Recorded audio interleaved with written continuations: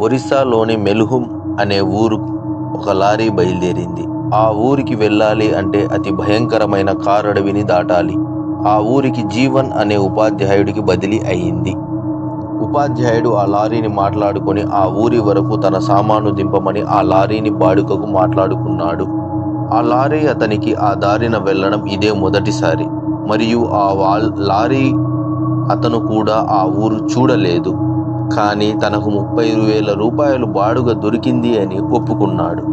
వారు ఈ నగరం నుండి బయలుదేరగానే కొంత దూరంలో కొంతమంది విద్యార్థులు తమను కొంత దూరం వరకు వదలమని లారీ అతనితో చెప్పారు.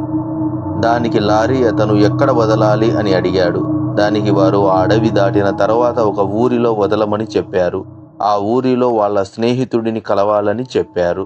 దానికి అతను 10,000 రూపాయలు అవుతుంది అని అడిగాడు. దానికి ఆ విద్యార్థులు ఒప్పుకున్నారు. సూర్యాస్తమయం అవగానే లారీ అడవిలోకి బయలుదేరింది. ఆ ఊరు ఒరిస్సాలోని మారుమూల ప్రాంతం కాబట్టి వేరే ఏ ఇతర వాహనాలు ఆ దారిలోకి వీరికి కనబడలేదు.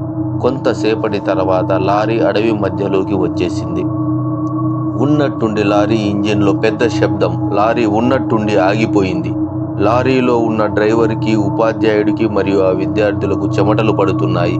వారు భయంతో వణుకుతున్నారు.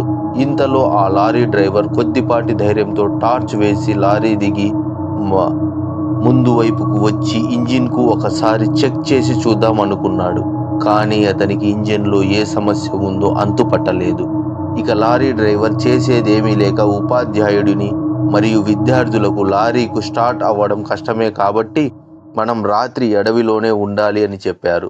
దానికి వారు భయంతో గజగజ వణకడం మొదలుపెట్టారు. అలానే వారు భయంతో అడవిలోకి దారిన మార్గాన బయలుదేరారు. వారికి దూరంలో ఒక పురాతనమైన భవనం కనపడింది. వేరే గత్యంతరం లేక ఆ పురాతనమైన భవనంలోకి నడవడం మొదలుపెట్టారు. ఇంతలో వారికి ఒక తెల్ల చీరలో ఉన్న ఒక స్త్రీ ఆకారం కనబడింది.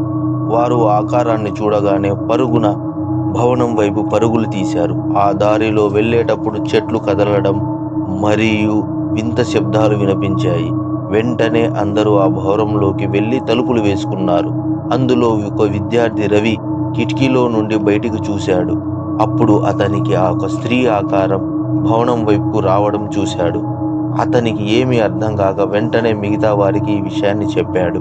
అందరూ భవనం పై భాగంలోకి వెళ్ళారు. అప్పుడు ఆ భవనంలోకి రవి ఆవహించింది. ఆ రవిని తనంతట తానే కత్తితో పొడుచుకొని చంపేసేటట్టు చేసింది. వెంటనే మిగతా వారు భయంతో ఉలిక్కిపడ్డారు. ఆ దెయ్యం భవనంలోకి వచ్చేసింది.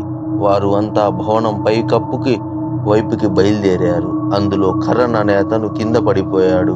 అప్పుడు ఆ దెయ్యం గొంతు కోసి చంపేసింది. అప్పుడు మిగతా వారు భవనం పై నుండి దూకి అడవిలోకి వెళ్ళిపోయారు.